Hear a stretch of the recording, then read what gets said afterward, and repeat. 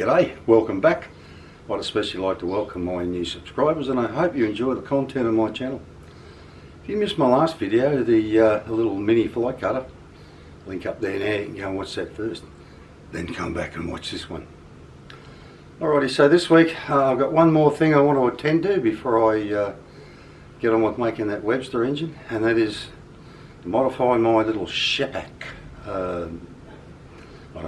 Bandsaw. It's a little multi-purpose handheld, horizontal, vertical power tool is what it really is, but it has some shortcomings, and I've been wanting to do something about it for quite a while. So follow me over to the bandsaw first, on where it's hanging on the wall at the moment, and I'll have a look at it over there first.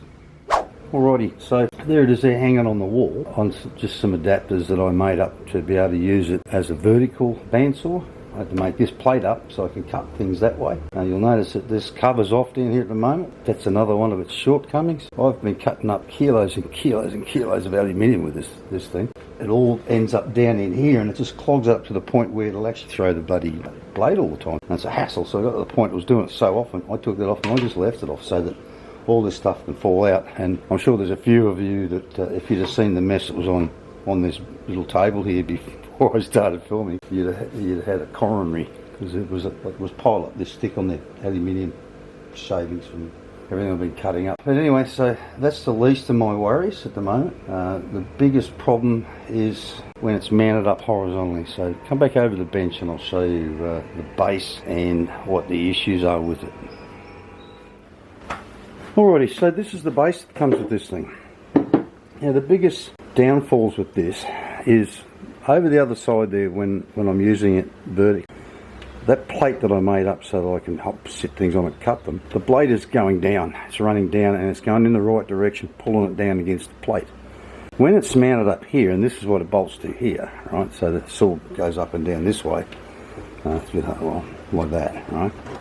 But when it's mounted on there, the blade is not coming back here against the solid jaw, it's going that way against the movable jaw. This thing had a plastic handle on here when I first got it, but it didn't last long before it snapped off. But luckily it's got two flats on it and 13mm spanner fits it nicely, so I just use that. But you just rotate it and it's got a cam and it pushes it up and holds it in tight. But you can see it or not in here, big gap in there. Touching at the top, gap at the bottom, it's even bent over the back. It's all, this vise is as weak as piss. So what I want to do, and also too as well, when you put something in here and you start cutting on it, it wants to go like that, because there's literally no support out here beyond where the blade is, which is a real issue. You know, when you're cutting through something big, by the time the other side it's slowly tipped its way up. So I've got this big lump of angle on, and from there to there is 50mm. This thing's 100mm. So if I cut a 50mm wide piece off that, it should sit nicely level with this. Weld the other bit back on the other side and get a couple of bits of angle or whatever and fix them to here. Now the only issue with that is to cut angles with this thing rotates like that, which means you're not rotating the workpiece, you're rotating the bloody saw. So rather than just leaving this out a little bit and allowing a space for the blade to pass through, it's going to cut through this all the time. But luckily it won't go all the way through it. So if I, attach it down onto here, when it does come down and cut through, it'll only cut through, say, to here or something. So it'll never chop those things right off. And predominantly it's 90 degree and 45 degree you're cutting anyway, so you'll only have 2 and maybe 30 degrees. And that's what I want to do with it, try and sort of make this so that things don't collapse when you're trying to cut them. And also I saw in another video the other week, another Aussie guy fixed his big bandsaw, and he was having issues where when he clamped stuff up it would go, twist around. If I want to cut something short in here, as you can see, that stops well short of this edge here, which is a bloody hassle. So I might actually fit up a new piece of plate on here. It will reduce the size of stuff I can get in there, which is, at the moment is 125mm, but if I can still get something close to 120 in there, I'd be reasonably happy. Anything bigger than that I'll be cutting up with an angle grinder probably. And then What he did was, over here, if he's got a short piece, he's trying to clamp just in here, he has a jacking bolt in this side here so that he can screw it out. And I do the same thing on the vise on the mill, where if I've got something way over the side, the movable jaw on my mill vise can actually rotate like that. So to stop it doing that, I just got a little bolt that I adjust out to the same width as whatever I'm holding and place it up the other end, so that the jaws will close together, you know. But to overcome this, I'll just put a bolt through here so that I can adjust it so that it's sticking out as far as the width of whatever it is I'm trying to cut. But anyway, that's what I want to do with this thing, and hopefully it'll improve it and make it a better kit, because even with all its faults, it's still better than a bloody hacksaw. Because I can't buy decent hacksaw blades here. They're just rubbish. 3 or 4 strokes with a hacksaw and the damn thing's knackered. It's lost all this. They're not hard enough. They're just garbage. But anyway, so that's what I want to do. Alrighty. When I was just editing that bit of the first couple of bits of video I made, and I sort of looked at it and thought, oh, I might have changed the plans. And I've never actually flipped that base over and had a look underneath it. This whole vise is only held on with 4 cap screws. So you can just unbolt it, take it off. But what I was looking at was this piss-eating thing. Rather than trying to play around with this, I thought, why don't I just replace it? I wonder how it's held on. Well, it was held on with a nut down in there. You got no room for a socket, so I think I'm going to hold that. But I managed to jam a screwdriver in beside it enough to hold it while I undid the thing. So rather than use this big piece I was going to use over there, I think I'll just use that because it's almost exactly the same width as that jaw. I'll use that. I've got to clean this bloody shit off here so it sits flat.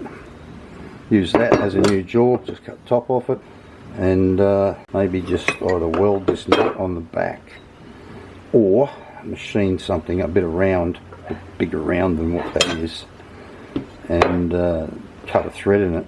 That thread, whatever that is, I'll figure out what it is, probably M12 by the looks of it, and just screw this back into it, put a bit of Loctite on it. Actually no, it has to be able to spin, doesn't it?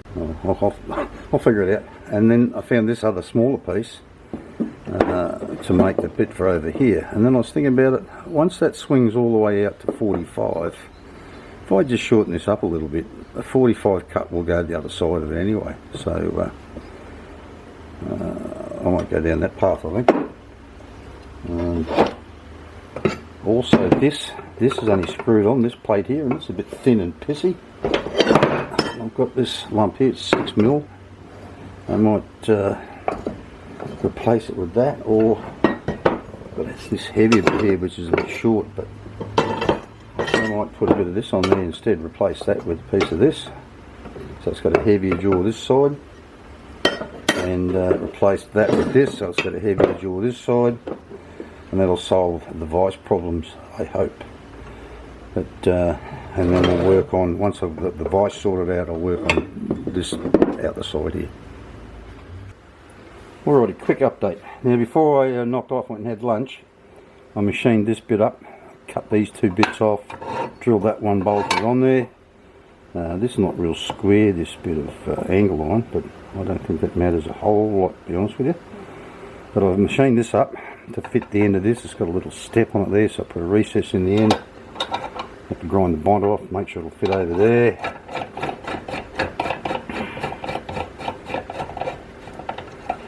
So what I'll get in now, I'll get in and set this up. Line it all up out the side here. Shitty old crooked cut on that end there, but I didn't make that cut. So what I want to do is clamp this at the top, make sure that it's nice and square to this, and then I'll where's it spinning on? I will tighten this up so it's pressed hard up against there, and I'll weld that around there. But before I do that, I'll go and get all this paint off here, and then once I've got all that welded on, we'll get on with something else. Alrighty, so that's all welded up. Not the prettiest welds I've ever done, but it'll do. Now it did warp a bit, which is what I expected, so I might have to mill or fly cut the face of this a bit, just toying with whether I really need to put some gussets in there or not. Use a couple of these offcuts, or chop up a bit of this or something to put in there. I don't know whether if I do, I'll have to do it before I mill them. But this is not all that square. It's fairly reasonably square here, just there. It's not too bad, but over here it's out a fair bit. So I might end up having to shim the back of this corner here to square it up a bit. But anyway, just off the side, I ordered, so in that last video I mentioned I'd used the last of my Descar 0.4 radius tips. And I went back on to order some more, and I came across these. Now they were only 400 and something, but I'll dig out the price and put it up in Aussie and US dollars. They are die-edge, which are Mitsubishi tips made in Japan. They're about the same price as I paid for that Chinese rubbish. So what a bargain that was. And if they go well, I think I'll have to buy some more from the same place, if they keep them up at that price. I saw others advertising the same thing for nearly twice the price I paid for them. But anyway, back to this. So that's about it for the day. I reckon I'll decide whether I want to weld these bits in here. I'm not going to do any more today. It's too bloody hot. I'm going to also have to mill a bit off the bottom, because even though it's okay up here, when I slide it back it starts to jam. It's tight. I didn't check that. If I loosen that a little bit it'll come back further, but just have to knock a bit off the bottom, won't be much. But anyway, that's coming along quite nicely now. This will be the next cab off the rank, fitting this up, I think. Alrighty, so I've cut up everything that I want to make this support out here with. Turn that round to what is basically all the way around, which says on the scale over the back, which you probably can't see, 45 degrees. But it's actually showing 50 degrees. Because when you bring this all the way back here to what is theoretically 90 degrees to here, it sits on 5 degrees. So I can only assume that 5 past 45 will get me about 45 degrees. So that's the gap I need to get the blade down through there comfortably when it's square. So I think what I'm going to do, and I've got these bits cut up to weld a little bit over that bloody thing in there. Get up there and stay up there. Stay. Weld them up against the side, put them up in here. Got a piece to put across the bottom. I shall drill a hole in that and bolt it down before I go welding anything together. Back up underneath here where you can't see it, there's a little short piece, and I'll do the same. I'll drill a hole in that, mark it, so that I can, I'll have to weld it from the inside. Because when I swivel this back around to here, the base comes around to very close to this. In fact, I have an actually I have checked it. Let me just loosen that clamp.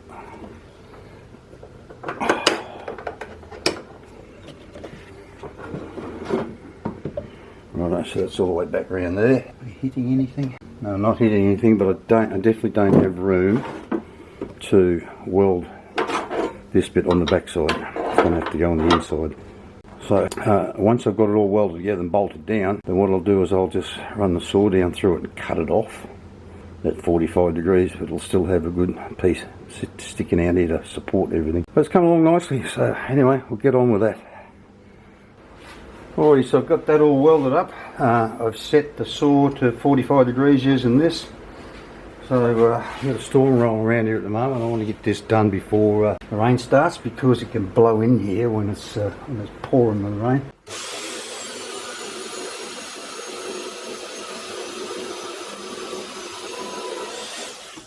Alrighty, so that's that. And all I'll do now is just cut the bit off over the back to free this bit here instead of having that. Well, that mightn't hurt to have that, leave that there actually. Anyway. Standing up, looking down at this, that looks like that's lower than that. Shouldn't be, because I had a piece of flat clamped down into here and clamped this up onto it before I welded it all together. I know, pretty groovy. Alrighty, so that's about all there is now for the actual modifications to the vise. So all I've got to do now is get this bit in the mill and machine those bits off, and we'll be just about done. At this point in the video, I'd like to thank my patrons. This continued support is greatly appreciated. If you'd like to become a patron, there's a link down in the description. You can sign up there and drop me a couple of dollars every month. If you don't want to be a regular contributor, there's always buy me a coffee. Now, let's get back to the build. Alrighty, if you own a saw that looks kind of like this thing, but doesn't have that word Sheppach, or however it's pronounced, written on it. Doesn't mean it isn't exactly the same as this saw. A quick search in Google will show you that there's 1,000,001 brands of these things, and I might bet they all come out of the same factory. The only noticeable difference between them is slight difference in the way this vise is set up, considering that's just bolted on there, that, you know, this wouldn't be hard to change. I wouldn't mind betting they all come out of the same factory. I mean, here's 6 examples.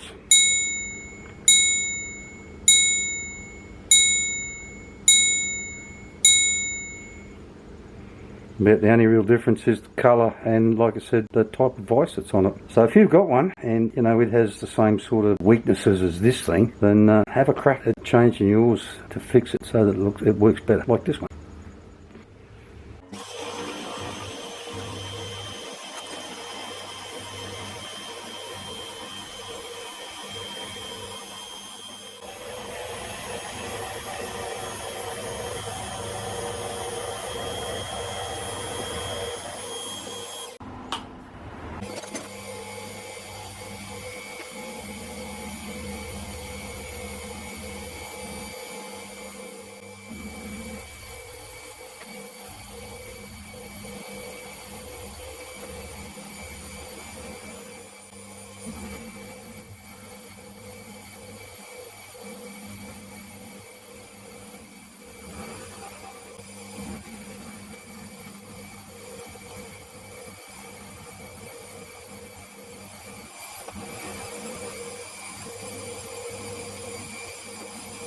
Well, there's a tiny little bit left on the corner there, but I'm not going to chase that. I've taken 0.7 off that and I don't want to thin it out anymore.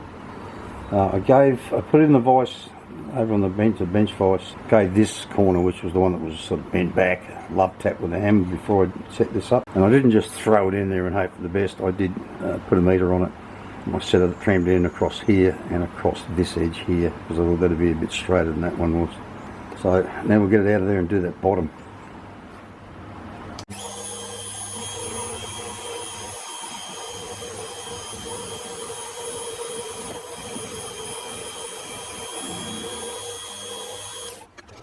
I would have to say, in all honesty, that is actually every bit as good a finish as the big one does. That's beautiful. I love that. Alrighty, so I'm hoping that doesn't drag on the bottom anymore, but I'll go and check it, and hopefully I won't have to bring it back and put it back in there. And if I don't, then that's the machining finished. Alrighty, so I actually ended up having to put that back in the mill, take another 0.2 off the bottom, and it starts to bind up towards the end. I can get all the way back. But that's a waste of bloody time, because, and now it opens to 130 millimeters instead of 125, but at about 100 mil, these interferes just here. So, you know, it might be a case I might have to cut a piece off the corner of that if I want to. I think now I understand why the original jaw was narrower than that front one, to allow for that. But anyway, I'm going to square this thing up with a 1, 2, 3 block, and then cut a piece for you. Alrighty, so that's just a bit of scrap binium. I'll knock a piece off the end. I don't want to cut too much off it, because sure as shit, if I cut a piece off the end and I go to use it one day, it'll suddenly be, you know, that much short. So anyway, let's cut it off. So here we go.